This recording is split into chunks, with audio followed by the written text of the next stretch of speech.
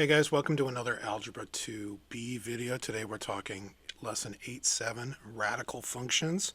You're going to learn how to graph radical functions and inequalities, and you're going to transform them, which is actually not that hard. You've done a lot of transformation stuff already. It shouldn't be a big deal. Radical functions are the inverses of quadratic functions, or cubic functions. It depends upon the degree and it depends upon the index of the radical. Remember, in chapter 7 we talked about exponential and logarithmic functions and how they're inverses of each other. Well, quadratic functions have inverses, those are square roots. Cubic functions have inverses, those are cube roots. And sometimes they can be functions themselves. If we look at the graphs here, for the on the left, you've got a parabola. F of x is x squared, and then you've got its inverse of x is plus or minus the square root of x. Now, technically, this is not a function because it would fail the vertical line test. So really, we have to kind of ignore the negative part of this graph, and a square root function is really only going to be positive. Its domain and range are going to be restricted, and we're going to talk about that as we move through the lesson. But for cubics, on the right here, remember a cubic function, that's this blue curve here. Since the ends are pointing in opposite directions, when I find its inverse, when I reflect it over that y equals x, I get the cube root of x. And that is a function. There has no restrictions on its domain or range. It satisfies the vertical line test. It's a function. So basically what you're going to find is even indexes, the functions are going to have restrictions on their domain and range, but odd indexes like cubic or cube roots, they're not going to have any restrictions at all. So basically, a radical function is a function whose rule is a radical expression. The square root function is f of x is the square root of x. Cube root is the cube root of x. To graph the square root of x, remember that the input on a square root must be positive, and your output's also going to be positive. So your domain and your range both have to be greater than or equal to 0, and we basically get this curve right here.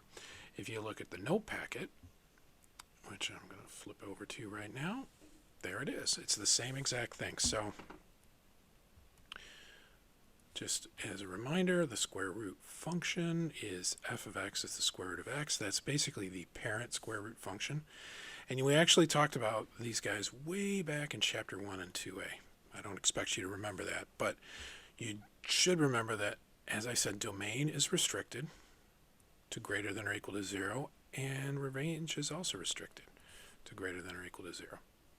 Now, if I want to graph something or that's not quite square root of x, like the square root of x plus 3, I'm just going to plug in some values. Now, notice they start at negative 3, so they can get that output to be 0. And they start at negative 2, and then they do 1, and then they do 6. They're picking values that they know you're going to get perfect squares so that you can plot them. The domain gets changed. And if you were noticing, it says, wait a minute, if the domain has to be greater than or equal to 0, why are we plugging in negative 3? That's because adding and subtracting inside that radical is going to adjust your domain. It's going to change the location of the x values. The range doesn't change. The range is still going to be greater than or equal to 0. If I were to add and subtract outside, like say I had something like the square root of x plus 3, that's going to shift my graph up or down. In this case, it's going to shift it up. So that's going to affect my range. So adding or subtracting outside affects the range. Adding and subtracting inside will affect the domain. How does this look? Let's try one. All right, so we have f of x is the square root of x minus 2. So they try 2. So let's do that. Let's see. What is f of 2? That's going to be square root of 2 minus 2, which is the square root of 0, which is 0. So we get the point 2, 0. So right there. plug in 3. That's going to be the square root of 3 minus 2, which is 1. Square root of 1 is 1. So I get the point 3, 1. So I'm going to say right about there. Kind of hard to do when you're even. And then I want my next perfect square, I want this to be 4. So I'm going to plug in 6. And the reason I'm plugging in 6, you will see it's going to be pretty obvious, because 6 minus 2 is 4. And the square root of 4 is 2. The reason why I want it to be that is so that I can graph it, really. If I don't do that, I'm going to have a hard time finding values.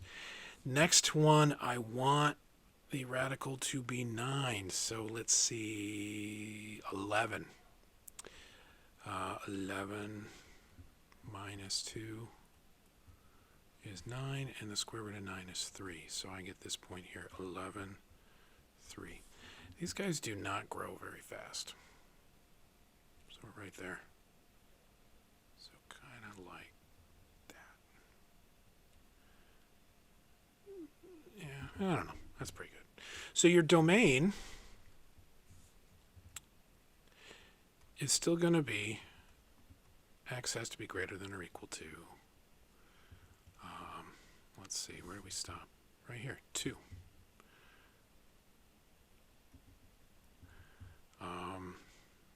Range, oh my god, that was horrible.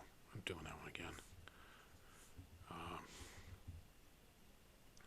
Y such that y is greater than or equal to 0. Because we stop our y value, there's no negative y values.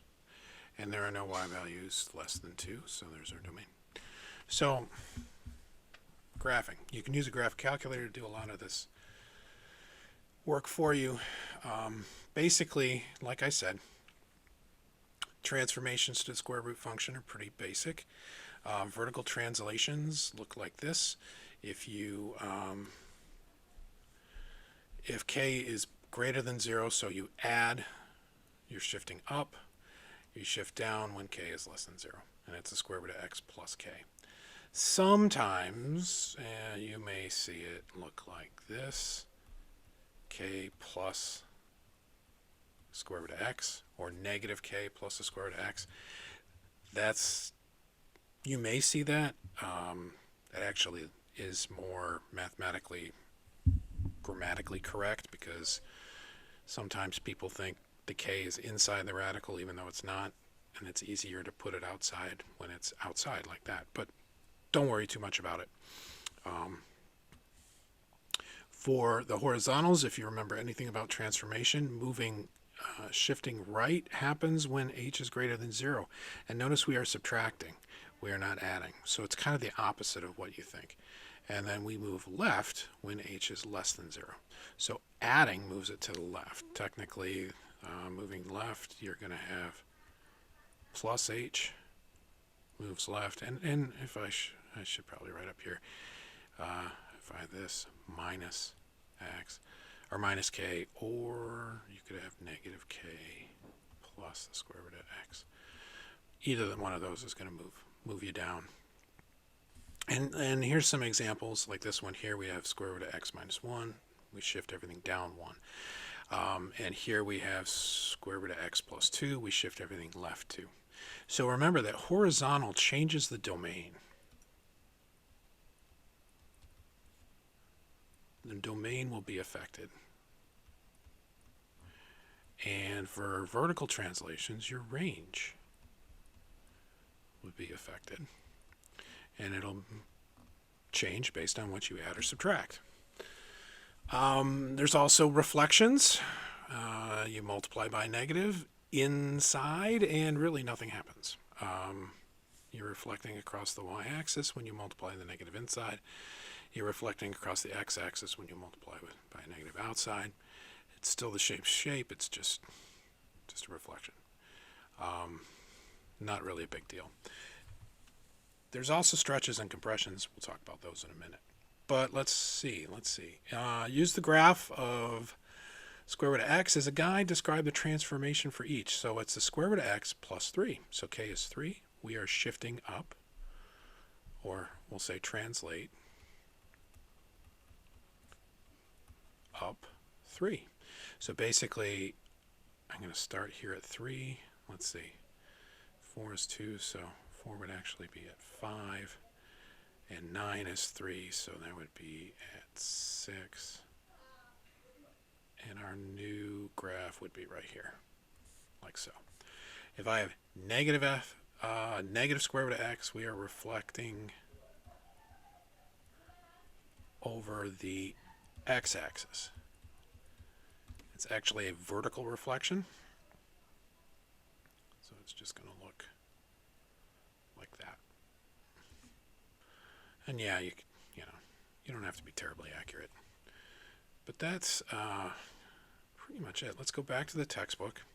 They do talk about how things do adjust, and everything that was in the note packet was square roots, but we talked about cube roots.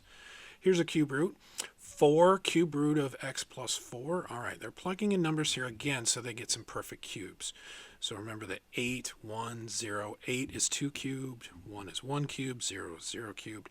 So they're picking their values deliberately so that they get nice values inside the roots to cancel them out.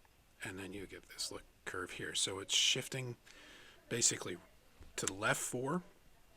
And multiplying outside like that is actually a stretch vertically by a factor of 4.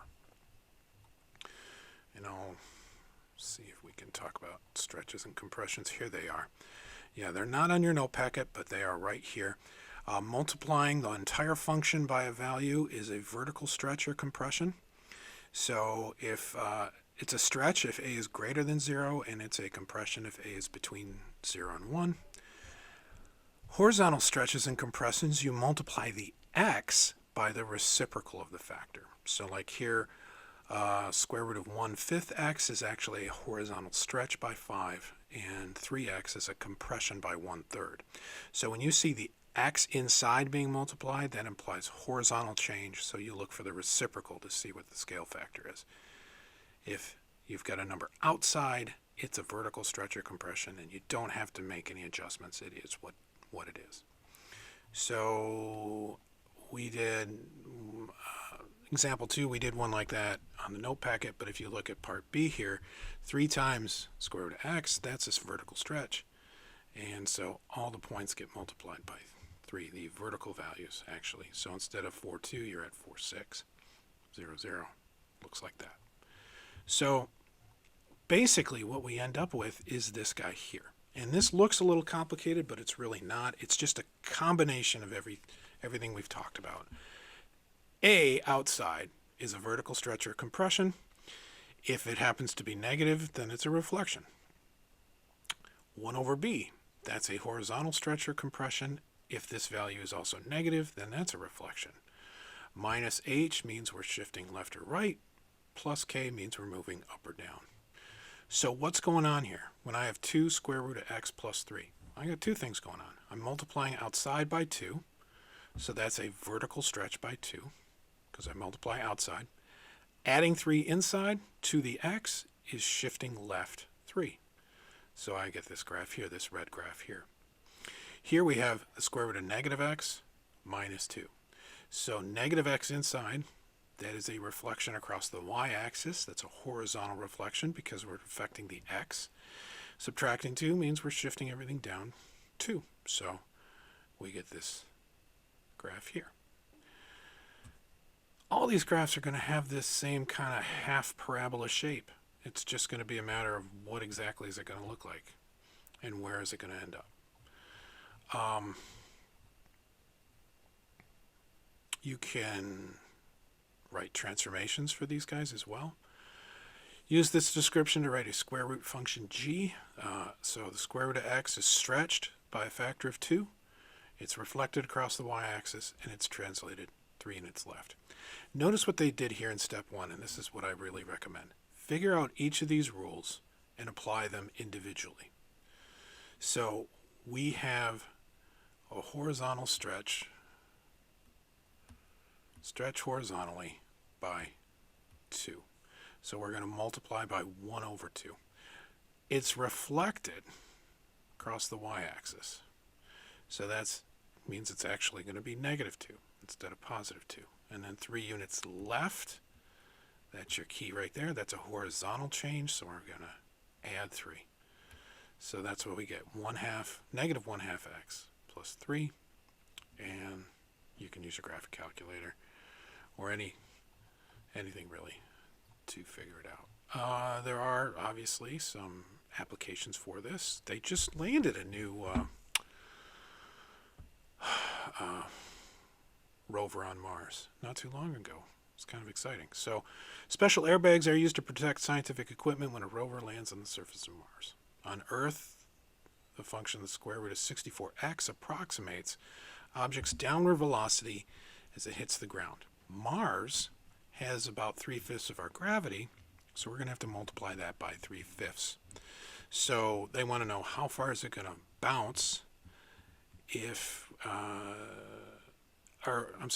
corresponding function for Mars compresses things vertically by 3/5. Write the corresponding function, use it to estimate how fast the rover will hit Mars's surface after a bounce of 45 feet in height. So x would be 45. So we're going to take this and we're going to multiply it by 3/5. It's really that simple. Plug in 45. 45 times 64, square root of that times 3/5, it's about 32. So it's going to be traveling about 32 feet per second. Now, obviously, after every bounce, if you guys have had physics, you will know that that velocity will reduce until finally it lands and everything's fine. So, yay. All right. Inequalities. Last little bit here. How do I graph a inequality? You graph it just like you graph a function. Just remember that you're going to have to deal with possibly dashed boundary lines if you just have less than, or you're going to have solid boundary lines for less than or equal to, greater than or equal to. This one here, it's less than, so we're shading below. Because the value of x cannot be negative, you're not going to shade anything to the left of the x-axis. So you're really only shading in this first quadrant here. Anything below here is a solution to y less than the square root of x plus 2. Really not all that much different than graphing radical functions. Just here we're going to shade above, and 6a and 6b we're going to shade above. It's really not that tough. All right, that's it. We'll talk about this in class, obviously. It's a lot of graphs. Sorry. Your homework is in Schoology. If you learned something, don't forget, smash that like button, and I will see you in the next one.